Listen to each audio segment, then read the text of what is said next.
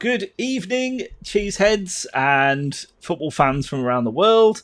This is the Euros show, a special broadcast brought to you by the alumni of the Cheese Room. I'm joined this evening by HG. How are you doing, HG? In full Euro mode, feeling really excited about what's to come? Hey, summer's night of football. I've had the projector on, massive, 6, 7 meter screen. I'm pretty happy with tonight. So football in the summer is always good, especially when it's international football. So yes, I'm excited for the next 3 weeks of not seeing my family. And excited to talk about something else other than how Tottenham don't know their arsehole between their Who elbows. who is this Tottenham? I don't know what you're talking about. Well, I'll try not to touch too much on Spurs tonight, but forgive me if I do. Want to drop a question or two about the new manager. If you're watching us tonight for the first time or a regular viewer, please do drop us a comment down below, and we'll get to it as part of the show.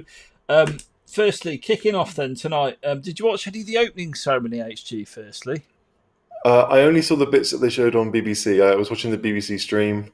It looked kind of great, and I mean, Andrea Bocelli singing Nessun Dorma, Dormer. I thought it was amazing. And I know my wife was like, "Why are they singing opera at the football?" I'm like, no, sweets. Italy and football equals opera as far as Brits are concerned. So I got extremely pumped because Bocelli is great. The song is great, and for those of us who were late 30s, early 40s, it was like going back to Italia '90. It was stunning, and for what I did see of the opening ceremony, it looked pretty good. It got you excited for what should be a month of hopefully really good football.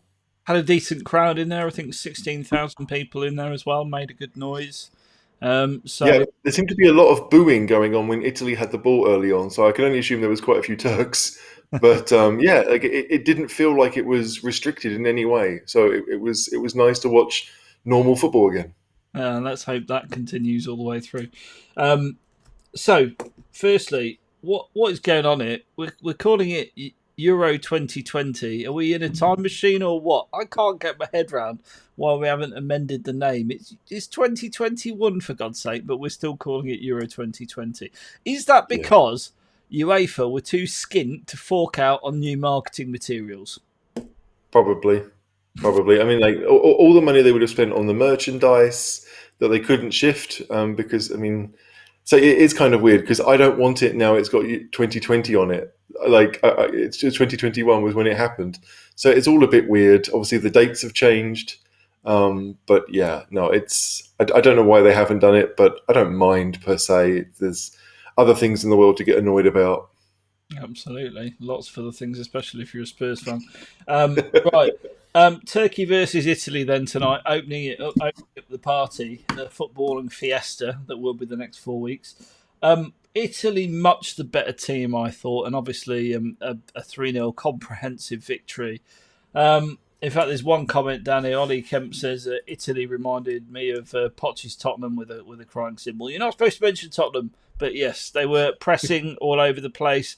Fluid football, really, wasn't it, HG? Who impressed you in that side, and what did you think of that game for an opener? Honestly, I think the most impressive player in the team for me is Barella.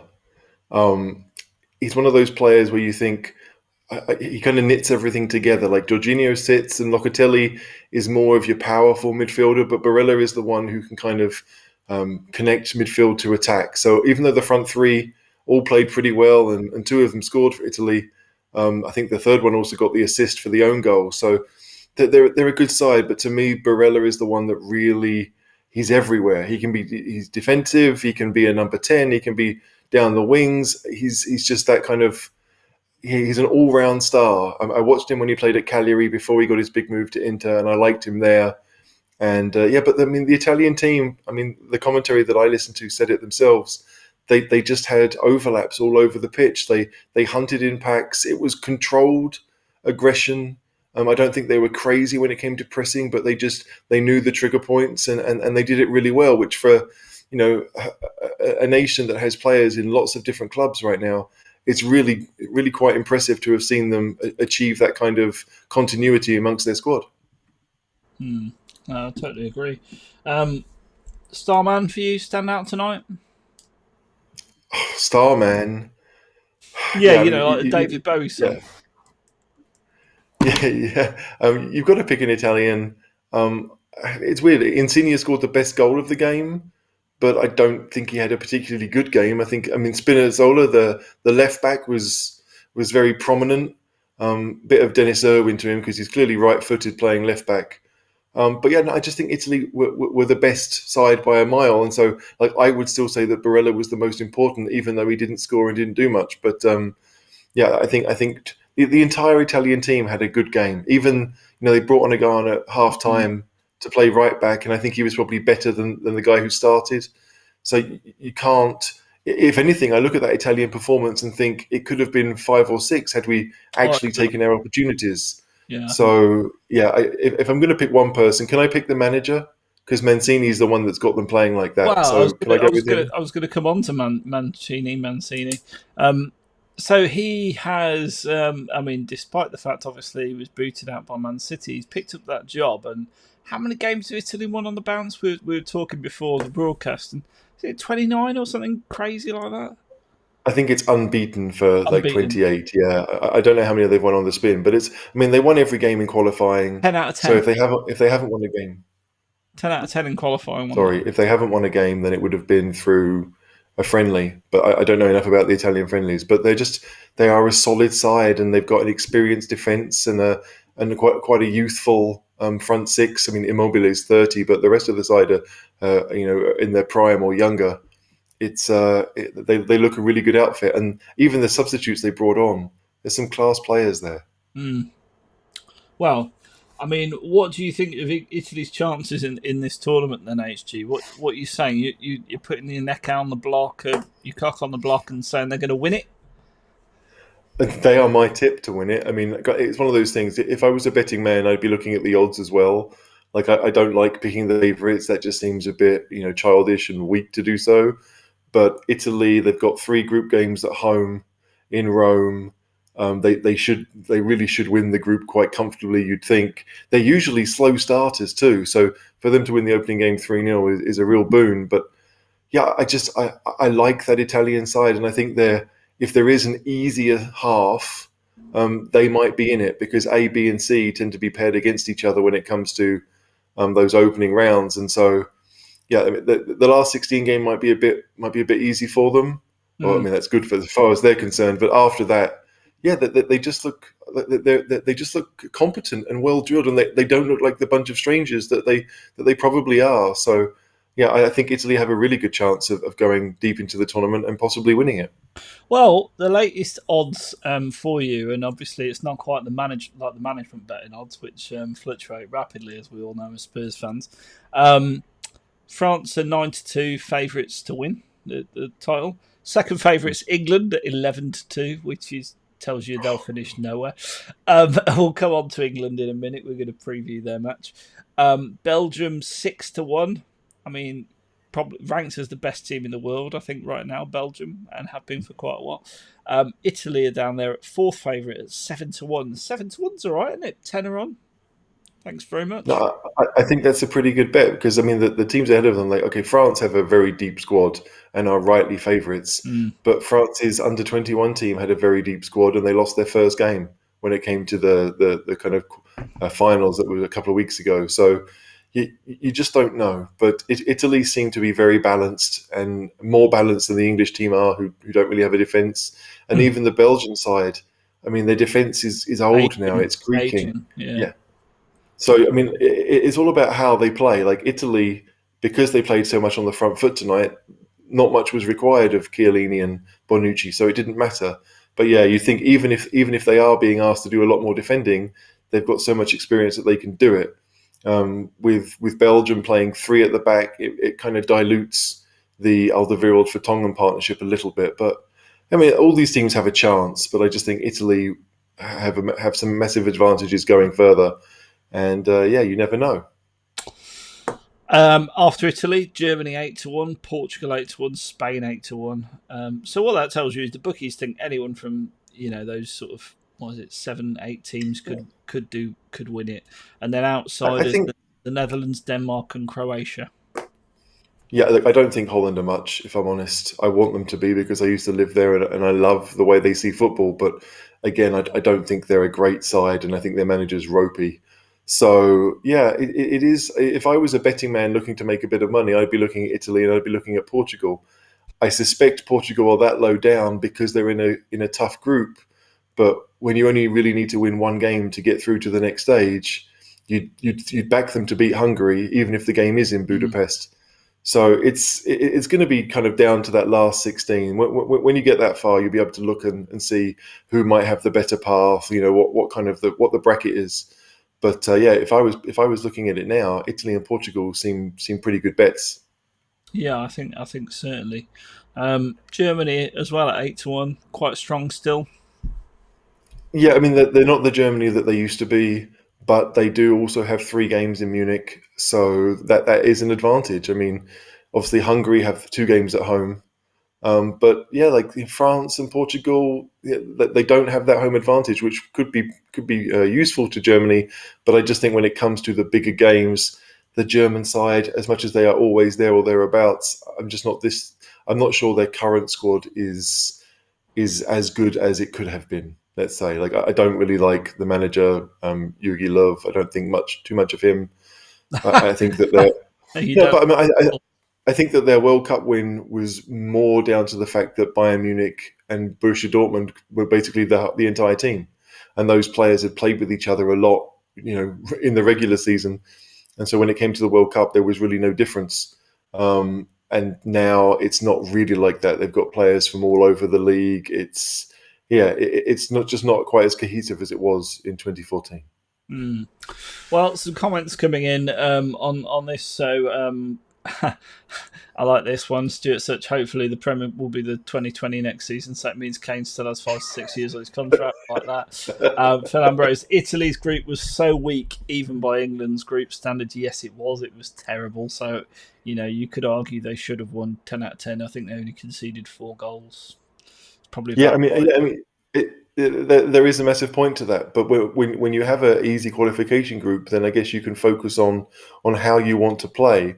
And it appears that maybe England haven't done that. If you want to make a comparison, if Italy have spent the last 3 or 4 years since they got eliminated from the last World Cup, focusing on what they want to do and how they want to do it, perhaps it's no surprise that they looked as good as they did tonight, because they did look good. And like obviously Turkey weren't amazing by any stretch of the imagination, but I do feel that Italy didn't allow Turkey to play. There were moments, certainly in the first half, where Turkey had a bit of possession, and were looking to come back into the game, but it just never got anywhere because Italy decided no, like we are the better side here, and they proved it.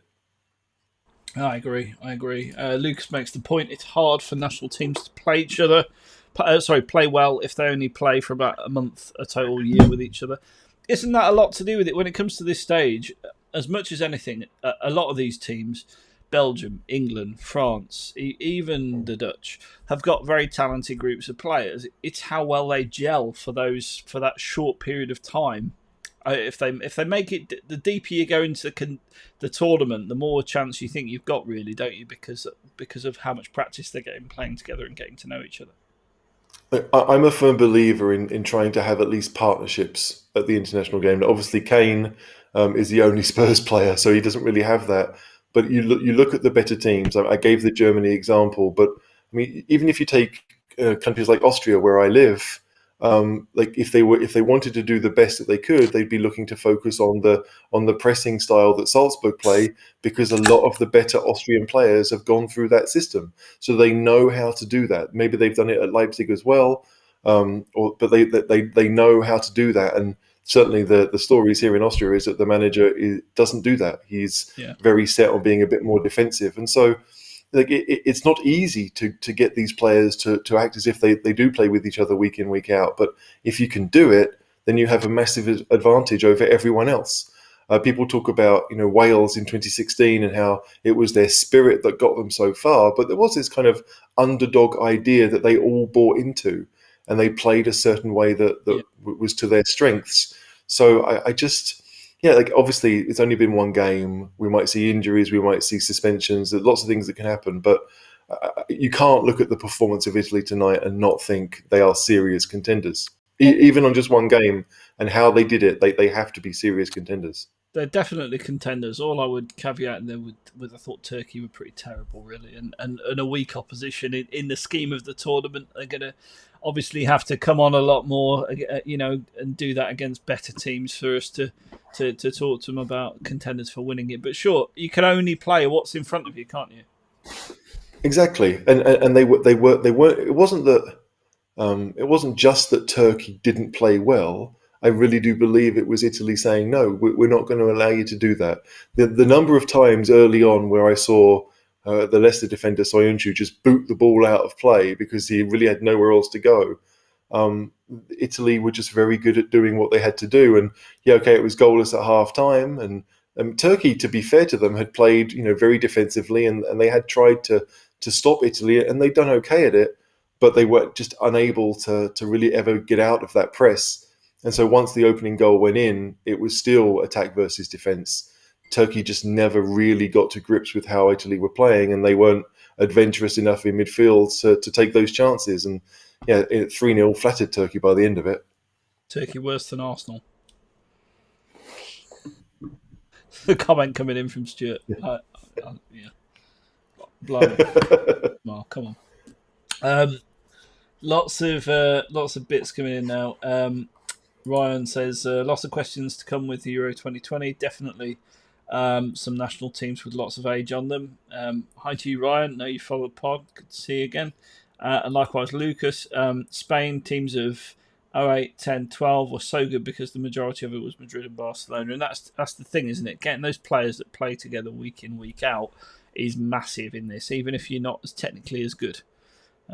It's just it gives you an advantage. Like if you look at the England team, like if you were going to say you play Maguire and Shaw on that side of defence because they play there every week, you could have Stones and Walker on the other side for exactly the same reason. Like obviously you can't do that with Kane, who's the one world class player that we really have. But you look around that side, even Bellingham and Sancho do it. Yeah. So it's not difficult to do, but it may mean that, in some cases it may mean that a really good player misses out because they don't have that connection. I think certainly in English, what I see in England, there is this kind of clamour to get the better players into the team together, and sometimes the team is better without all of them. We saw it with the whole golden generation of the Lampard, Gerrard, Scholes thing. We couldn't get the three of them into the side. Weirdly enough, now that 4-3-3 is very, very popular, it may happen now. But back when 4-4-2 was how England played, you just couldn't do it. It's it's a massive part of the game that I think is still relatively underrated and underappreciated of how important it is. Question from Nick: are you going to cover your thoughts on Fonseca? or have I said that right? HG Fonseca. I think so, yeah. Or sticking to Euros chat. Well, I'll tell you what, as a special bonus, we'll chip in a little bit at the end, which means you've got to all watch to the end and hit the like button and subscribe to the Cheese Room. We'll give you our thoughts on that. Chris Parry says, Wales are the team I got in the work sweepstake. That's unlucky, in my opinion, Chris, because I can't see him going very far this time out. Bale's not capable of playing 2 matches on the bounce, is he, HG, these days? So... I think he'll find a way somehow. On the BBC commentary, they were talking about creating a team that kind of did the hard work for him so that he wouldn't have to be involved in any of that. As weird as it is, he is their best player by a long way. If that works for Wales, they should do it. But I don't think Bale's going to play every minute of every game. He's a Real Madrid player now anyway. Yeah, it was interesting to see him, introduced on BBC as a Real Madrid player, as if like the Tottenham time hadn't counted this year. Even though I know that's true, it was almost like, the last couple of years at Real Madrid, and you're like, no, he was at Spurs for certainly 8 months, 9 months, even if he only played for 4 of them. Yeah, but it's a great tournament because you do have, it's almost like you have the big teams that have lots of good players that almost can't settle on an 11. And then you've got the lower teams, let's say the lesser teams, who they can settle on an 11, but they have to try and find one that works best for them. And obviously they're going to be more defensive than those bigger teams. So it's fun. It is like a very short tournament, but it gives everyone a chance to make their mark. I've got to say, HG, I'm looking forward to the England game coming up on Sunday, and I'm at the Man Cave. I'm going out tomorrow shopping. I've been away to the South Coast for a few days, hence the pinkness. I'm a bit pinker than usual after a gin. It was scorchingly hot, beautiful sands down there. I've got to say, I highly recommend it for a trip. I've never been down Bournemouth Way and down further down Sandbanks. Beautiful place, absolutely beautiful. So I'll be going back there again, definitely. But I'm really looking forward to Sunday, and tomorrow I'm hopefully going to head out into the big smoke and try and find myself some England flags to deck out the man cave. Because on Sunday, what I'm planning to do is have a little bit of a man cave party. I've got some locals coming around. Might even go live on the Cheese Room chat channel with some live interviews. I've got a Man United former season ticket holder in there and a Liverpool former season ticket holder, which proves they know nothing about football whatsoever. So it'll be interesting to get their take on it. And we're going to try and cover Euro 2020 all the way through with between HG, myself, and the other cheeseheads. We're going to try and do as much coverage as possible throughout the tournament, as well as covering all those Tottenham Hotspur rumours, which we may get to if you watch us all the way to the end. I like this one. Alana says, "What are the expectations in Austria, HG?" For how Austria will do? Yes. It's very similar to England and Gareth Southgate. Like, I think that a lot of people would like to see a more attacking Austria. The manager is quite defensive. He's actually very defensive as far as Austrians are concerned, and the fact that he's German doesn't really sit well with many. But I think Austria recognise they're in a relatively easy group, one of the easiest. So they've got North Macedonia first. I think if they win that game, people might start to think, okay, we can do something. If they don't win it, confidence will just go. Yeah, you say that, but North Macedonia beat Germany in a friendly recently. Obviously, they qualified as the worst team, but still, like, they're here and they're going to look at the Austria game and think this is maybe our best chance to do something. So the pressure is more on Austria for that, and I just think that a lot of Austrians, as much as it's more of a skiing country than a football one, are thinking they're nervous, right? That they know they need to win that game or they should win that game. And if they do, then maybe the pressure's off a little bit. But if they don't, then they realise they'll probably have to win a game of their other two, which is what, Ukraine and Holland. They'll have to win one of those games, and that makes it more difficult. But I think that if they believe that the manager had a best 11 in mind and had settled on that, then they'd be a bit more okay with it. But he doesn't seem to really know what he wants to do.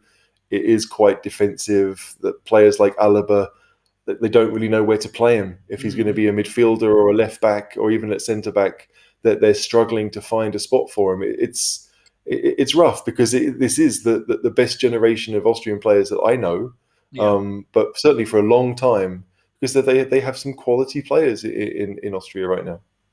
Well, I've got, Austrians think football's coming home as well, according to Alana, and I've got a sound effect for that. Das Glockenspiel.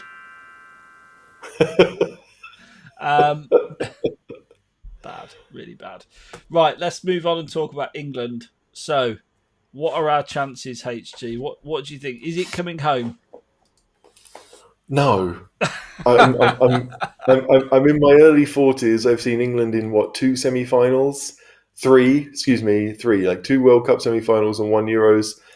I'd be surprised if they get that far again. Like, I know we've got some good players. I appreciate that, but I just think that we're a bit behind and we don't really have an identity of how we want to play. So, yeah, like I want to believe, but I struggle.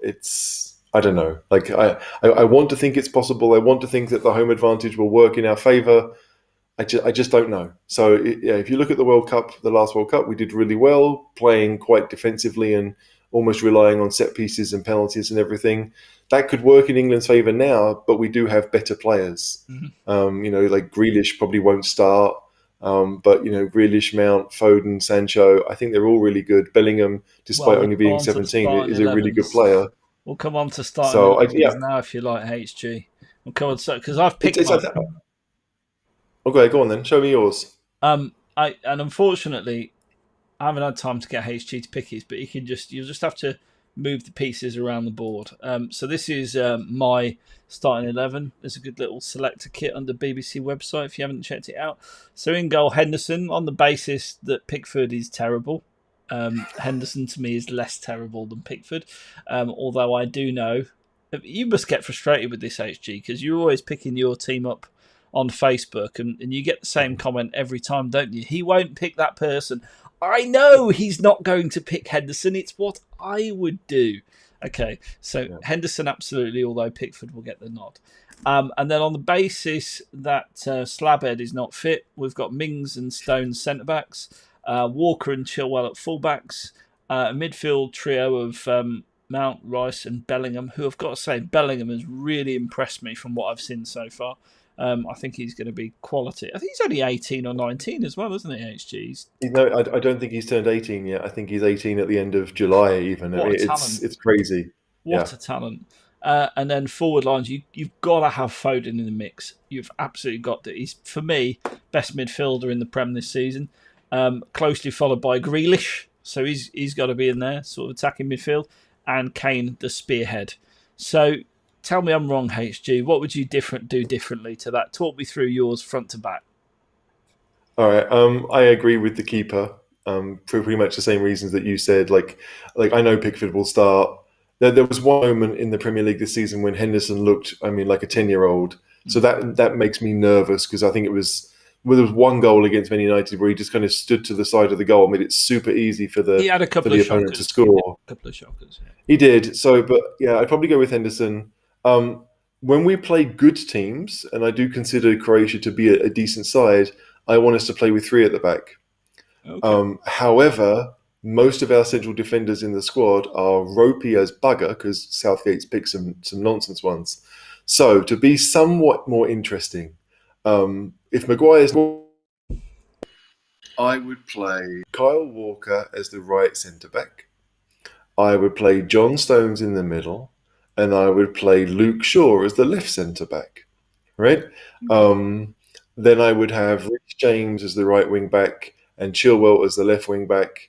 Because the midfield of Croatia is probably their biggest strength, I would want to have Rice in there, probably Mount as well. And then the question is where you want to go after that. So if you've got Rice and Mount as the two central midfielders, do you think that you need Phillips? It might make sense to start Rice and Phillips because then you can have the three centre halves plus Rice and Phillips sitting, double pivot, and that should allow the fullbacks to really bomb forward, right? I mean, that's the idea that they almost like the wingers. Yeah. If you have James and Chilwell as the wingers, then you can have maybe Grealish or Foden alongside Kane. So let's say Mount and Foden behind Kane with Grealish to come off the bench. But when it comes to the so-called, I don't want to say weaker opponents, but the ones that we probably think we're going to have a bit more a chance or we're not so worried about what they can do, then you might want to go 4-3-3 and be a bit more attacking and have more attacking players on the pitch. But I think a back three plus the wing backs and then having two that sit to kind of buttress the defense if need be. That would be my team for the Croatia game. But like whether it's Grealish or Foden, I think it's much of a muchness. I just think that Mount is the one who, again, he's like Barella. He links everything together. But you look at him and think, what do you do, right? You certainly have done this season, if I remember rightly. Well, when Mount came into the side, I didn't see what the big deal was at all. I really didn't. I thought that he was Lampard's pet. And last season, I probably stick by that. But this season, Mount, I think, has got better and better. And so he is one of those players that you do probably just wonder, like, you're unlikely to score, although he's got a good shot on him. Like, you don't think he's going to score. You don't really think he's going to be very good defensively, but he's somehow always in the right place and he makes very good decisions with the ball. So it's tough for players like Bellingham and Sancho, who I rate Sancho completely. Sterling obviously wasn't in my side, but I just think that there are going to be times when we'll need to have the pace, and there are times that we may need to be a bit more cautious. And opening game, maybe we'll get our pace from wide areas, from the fullbacks. But yeah, we'll see. I don't know. Like I don't expect much from England because I never do. I've learned my lesson in that. But yeah, I don't know. I'm excited to see how it goes. I mean, it's always good to have It's three coming football home. games a day. Yeah, possibly it's coming home, but I I don't think the know. fact Like that I think we've got quite a lot of matches potentially at Wembley is a massive game changer, isn't it? Particularly if you've got a crowd in there. It doesn't look like the restrictions are going to be fully lifted June the 21st, as was possibly thought originally, which would have given. I mean, if you imagine 90,000 in Wembley, that's a massive lift, isn't it? But even with 25,000 or whatever the crowd is going to be in there, that's still going to make some noise and cheer on the boys, isn't it? you would hope so. I mean, that's just it. You would hope so. Like I think England are in this weird position where everyone looks at the groups and think, okay, if you finish second in the group, you might have an easier game, but you then lose the advantage of being at Wembley. If we win the group, we stay at Wembley for the next round. So if you're playing, I mean, can you imagine it be England versus Germany at Wembley? Like I think a lot of Coming English home. fans would probably, yeah, a lot of English fans would probably take that. And like, I mean, I saw Fabregas on the BBC coverage today talk about how beating Italy on penalties in the Euro 2008 was like the moment where they kind of broke through and believed they could do something. Like if England were to beat Germany on penalties in the last 16, you know that all of England would be thinking the same. That okay, now we've got that monkey off our back, we can go on and do something. So there's nothing to really be scared about as far as England is concerned. But I do think that when it comes to the bigger games, we have to go with three centre backs. I just think, even though we've got so many good attackers, I just think that we need to make sure that the defence is solid, and that's what we did in Russia, and I think we need to do it again now. Three centre backs, and Mings makes it nowhere near your starting 11. Is that No, because in the last friendly he clotheslined someone? no, I like. I mean, I've always thought that Luke Shaw was built to be a left-sided centre back anyway. Like Oh, he's he's big. not that. He's a big guy, but he's good on the ball, and I've always rated Luke Shaw, even when he wasn't, in favour at Man United under Mourinho. I've always liked him, and I just think that I mean, Mings wouldn't be in my squad at all. I think Godfrey is a better defender. Ben White is a better defender. Both of those could. Connor Cody, to me, I don't really see why he's there either, Oh, despite being good for Wolves. I don't know. I just don't see it. So well, yeah, Cody is very comfortable in a three. That's what I would say at the back.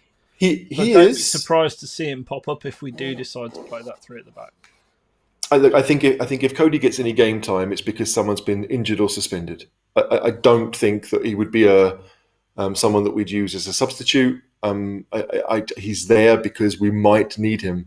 I would be looking at the attackers and thinking, who's good to Cody. He gets any minutes, I'd be surprised. Okay, that's good stuff. That's good stuff. Well, we go over to Q&A. We've done 33 minutes. We're going to try and keep these under 45. So we've got 10 minutes to talk Tottenham if you want to, HG. Yeah, we can do that. I mean, yeah, why not? Like, I do want to do these regularly because I think that, like, certainly the coverage that we have here in Austria, like when the game's over, they kind of just stop.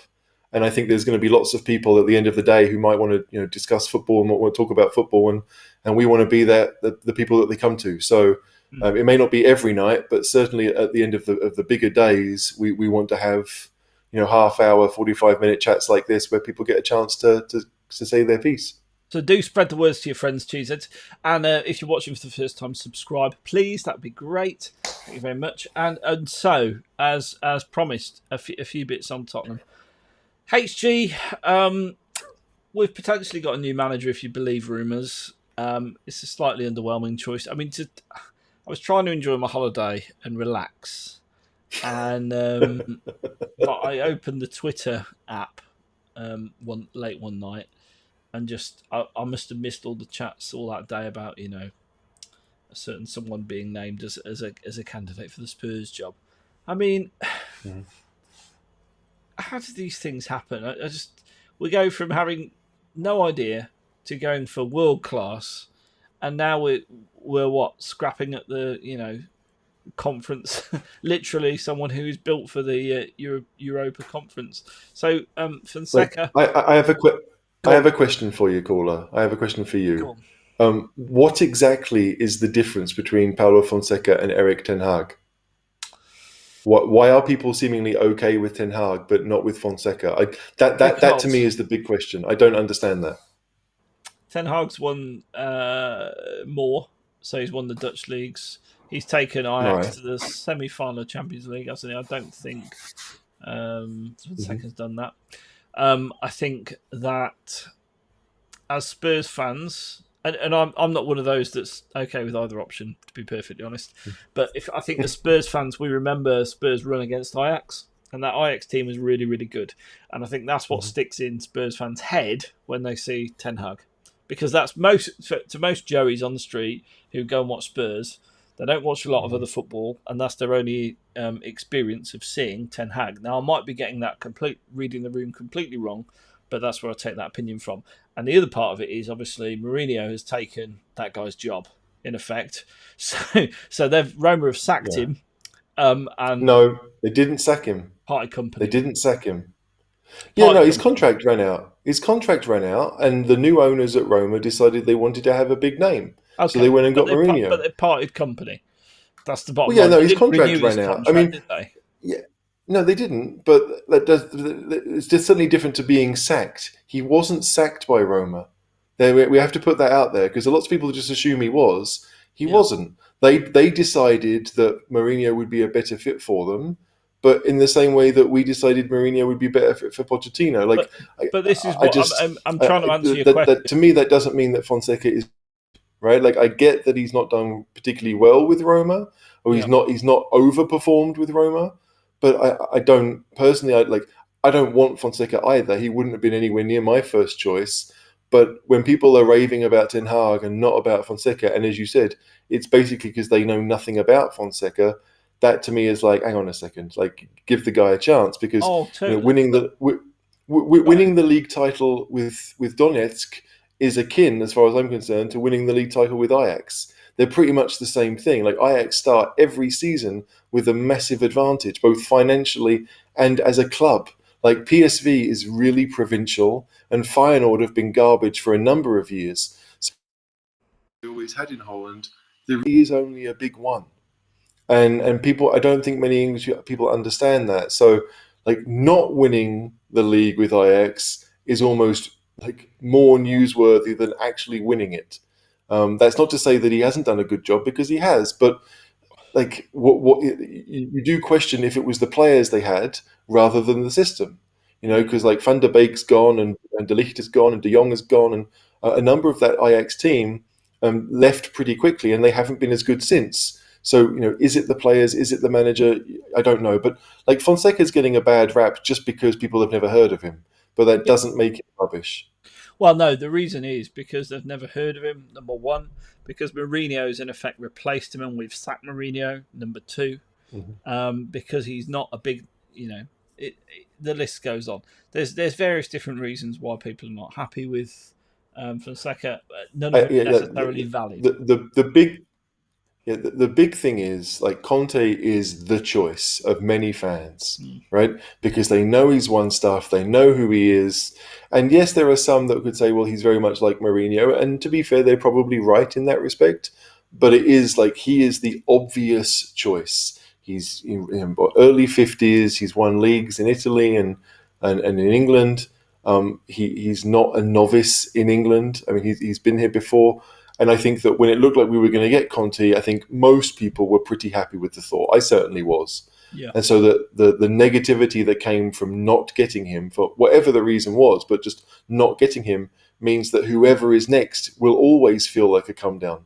And it's very difficult to look at Fonseca with the eyes that are necessary because he's not Conte, right? And I do the same, right? I just think that when you look at what Fonseca has done, yes, there are it's not the record that we would like, but that doesn't mean that he hasn't done well. That doesn't mean he hasn't overperformed. Because I mean, I know that Roma had lots of injuries this year, yeah. so it's like I don't want to talk myself into him as being the manager because I don't really want him to be the manager.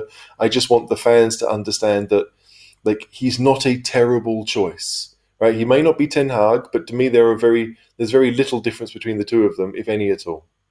A few comments on that. So Phil says, to be successful, we need a manager to challenge the board, invest, and let players go. To do that, the manager needs to have leverage. A manager in Fonseca's position is just happy to be given a chance, no leverage. So that's one. Fonseca, Yeah, I mean, like, hang on. I'm just going to go through a few, fire them at you, and then we can respond. Fonseca did lose 6-0 to City in the CL a few years ago. That's on the back of the fact that Ajax blew a 3-0 lead to us, by the way. There's another comment there for that. And Nicholas, I'm going to come back to you about Sweden at the end as well.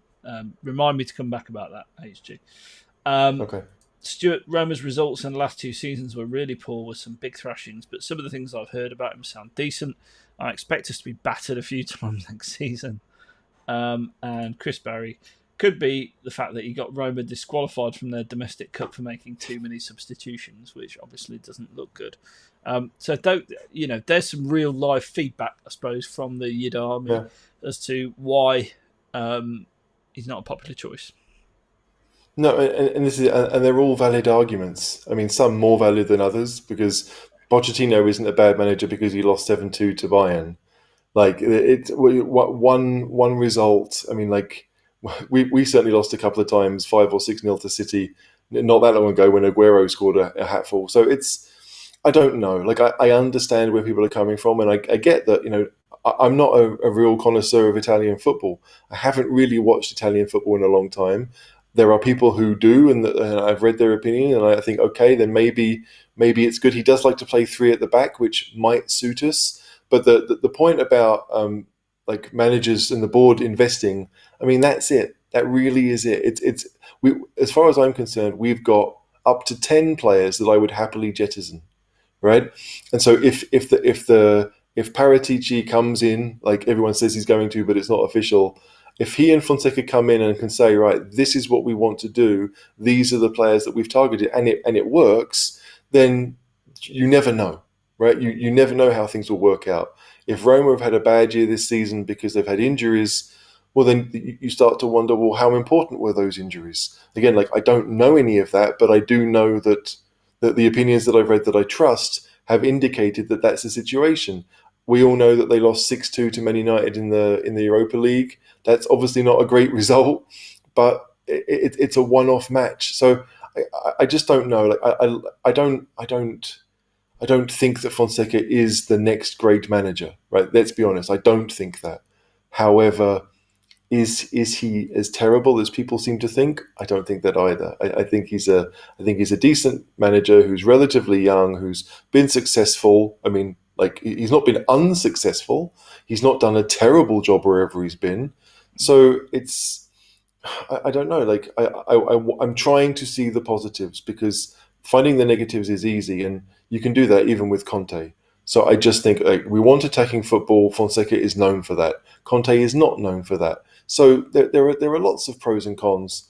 But if it does turn out to be Fonseca, then I still think, no matter who the manager would be, that what happens to the squad is actually more important. And if we can get players in, and we've been linked with Thuram, we've been linked with a number of players that might be, a better fit than the ones that we currently have, then great. Let's do it and see what we can build. Because I don't think any of us believed in 2014, when Pochettino took over, that we had 6 or 7 players that would be part of the fantastic side we had 3 seasons later. I'll be honest. I just don't think. But this is the thing I want people to remember and give the guy a chance, because you can't change the fact that he's getting appointed. If he's getting appointed, he's getting appointed. You've got 2 choices. You can go protest, stomp your feet, and tell everyone you were right all along, like a smart ass, or you can get behind the new guy and hope that he does his best for Spurs.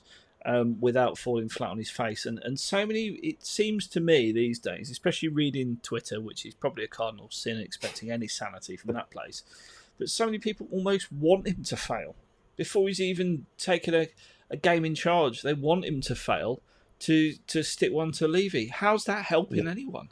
It's ridiculous. It doesn't. I mean, and Levy deserves a whole lot of crap, right? Because, as you said at the start, the managerial search has not been done with any real competence. We've gone from pillar to post and then back to the pillar again, trying to figure out what exactly it is that we want, when really we should know, right? We should know what we want.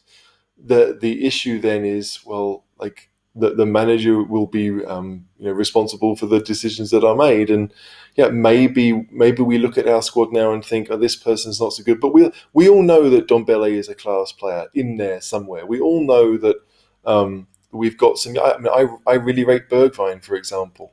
I just think that we are still in the process of regenerating, certainly age-wise, to try and get younger. And so if we do get rid of the likes of, Sissoko and Lamela and Lucas and those that are approaching 30 and going for someone who's, 5, 6, 7 years younger, they could develop into that really good side, because good sides don't happen overnight, right? Like everyone knows we need to replace people that maybe left 3 years ago in some cases. Well, you don't replace that person, but you find a team, you reinvent the team. Like when Alex Ferguson did that, year after year or group after group at Man United, it used to be a 4-4-2, then it was a 4-3-3. The type of players that he bought changed over time. That's what we need to be looking at, rather than saying, I want to recreate Pochettino's side. I don't think you can. No. I think we just have to. We need to find an 11 that works and that has an identity and a plan and knows what they want to do. And for the last, really, I would say for the last 3 years, even before Pochettino got sacked, we haven't had that. Stuart Hutch, I think the issue is going for Conte was a statement that we really mean business. Now it feels like we ain't really wanting to challenge Man City and co anytime soon. Greg Anderson says, feels like it says a lot that we're bartering over an additional £3 million. Fonseca is probably barely making $3 million total. Well, we don't know that we're actually bartering about £3 million and the backroom staff and all the rest of it. Those were the rumours. Whether that's true or not, we'll never really know. My hunch is that money wouldn't be an issue to getting Conte through the door. I don't think cash salary is the issue. Vision of the club is probably the thing that blew that one out of the water. This is the thing, right? So obviously, we basically have the same revenue to Chelsea. I know they'll have lots more because they won the Champions League, but pretty much there's very little difference between what the clubs can actually bring in. The difference being is that their owner is quite happy to go out and try to win stuff, and our owner still is kind of working under the assumption that he's trying to grow the club and do it naturally. Now, there's nothing wrong per se with that, but it means that we can't be the club that Chelsea are, who are willing to hire and fire managers every 18 months, 2 years in the pursuit of winning stuff, because the man who runs the club, the owner or the part owner of the club, still sees us as the little brother trying to catch up. And maybe that will change once Corona is over and the stadium is printing the money that we know it will. Then maybe he'll change his mind a little bit. But it's tough because the fans see Conte as this is a big club appointment. This is what big clubs do. They want to try and win now, and Conte is that type of manager. But if the man running the club for financial reasons says we can't be that club yet, then someone like Conte may not be the best choice. Personally, I still would go for him because I think that he'll do a really good job. Even if we didn't win stuff, I think he's an improvement on Mourinho because he's not going to fall out with the players. I think that the players will look at Conte and say, right, this is a man that knows what he's doing. He's won stuff. If they look at Fonseca, it's going to take them, 4, 5, 6 weeks before they really form an opinion. And that's not good. It's not good. You want people to come in every day believing that their leader knows what they're doing and not waiting to find out. So it's definitely not easy. But yeah, if it was me, I would pay the extra money for Conte, and I wouldn't give him restrictions that we apparently have. And I would try to get rid of as many players as they can this summer to get as many of his players in that I can. We can't. If he wants to go out and spend 60 million on one player, then that's his budget done. But it's the worry that he's going to put us more into the red when the revenue isn't coming in. That I think is probably Levy's concern. As much as I understand it, I don't necessarily agree because I want to believe that the stadium will open, and the NFL games will happen, and the concerts will happen, and the boxing will happen, and that money will start to come in. And you can't, like, I think we have to expect that that will happen rather than wait for it to happen before we start doing things. Yeah, I agree.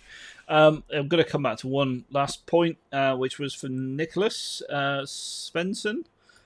Not that point, Nicholas. Sorry. It was how will Sweden get on in the? Here we go. Any views on my country? Sweden's chances. Such a shame we won't see Zlatan one more time. It is a shame because that ponytail. I tell you what, is we talk about our new boss looking like Zorro. Zlatan's been rocking that look for the last 10 years. HG, your view on Sweden's chances? I haven't seen a great deal of Sweden, but obviously I know most of their players because they play at the highest levels of football. It's weird. I think the key game for Sweden is probably going to be the final one against Poland. The one against Spain, that's their first game. No one really expects them to probably do anything there because I'm pretty certain the game will be in Spain, right? So Spain will have that advantage.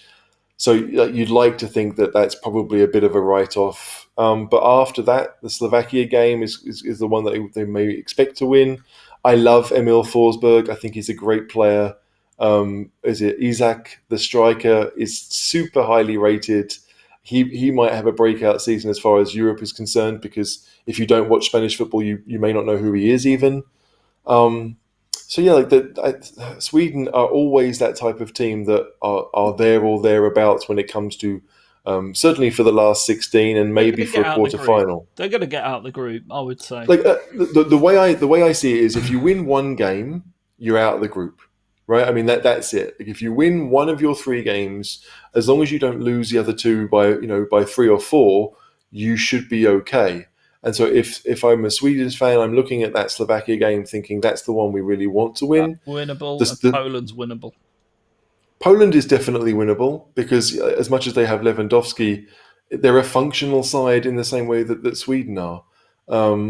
Anything can happen in those games. So yeah, I would like, if I was a Swedish fan, I'd be thinking, right, like obviously last 16 is the goal. After that, we see what happens. And that's not a bad place to be. Because I think there are many occasions where, obviously, it was Sweden that eliminated Italy from the last World Cup. So they are no mugs. They work together as a team. Seb Larsson still plays for them. So yeah, I'd be. They have it. Certainly the kit they used to have was beautiful. I loved the yellow and blue kits they had at the last World Cup or a couple of years ago. So maybe that will help too. And they certainly bring a lot of colour to the stands as well. But yeah, I don't know. I'm excited to see what happens because you have a lot of countries like those ones who can really perform on the day, or they could bomb. Like everyone thought Turkey were going to be the dark horses, and tonight they were the dark horse shit. I mean, the dark rocking horses. They were terrible. You just never know. But with Sweden, they do have enough quality in attacking areas to make things count, and so they've got a good chance. Good. Well, 53 minutes, slightly longer than but you like to talk, HG. An absolute pleasure to spend the evening with you. Thanks all for watching. Please do hit the subscribe button if you haven't already. And I would say at this point, come on you Spurs, but I'm going to say, come on England, we can do it. We should say that obviously I think Scotland play tomorrow, right? Yeah. Is the Scotland game tomorrow? Now, see, I don't hope they lose. I want Scotland to. I would like to see England and Scotland go through. I feel the same way about Wales. Like I don't want them to win it all. And when England plays Scotland, I want England to win. But I don't have this. Wales are all right. Scotland are just. Yeah. Yeah, I don't feel that way. Well, maybe it's because I like. There is not going to be a single Scottish person thinking that about England. I know, but that's because we're better than them, so we can be the better people, right? Like the Scotland may hate England, but I don't hate Scotland. I want they're a football mad country, and this is what their first tournament for 20 odd years. Yeah, like I do. I want Scotland to do well, just not against England. What on earth is he doing watching us tonight? Danny Rose to Watford, says Franco. You've got more important things on your mind, Franco. Get busy with the fizzy. Danny Rose to Watford, yeah, there you go. Look, Pleasure to spend the evening with you, and we'll be back very soon with more coverage. Expect lots of build up to the England game, and stay close to our socials for times. Cheers. Thanks for joining us. Come on, England. Come on, England and Scotland.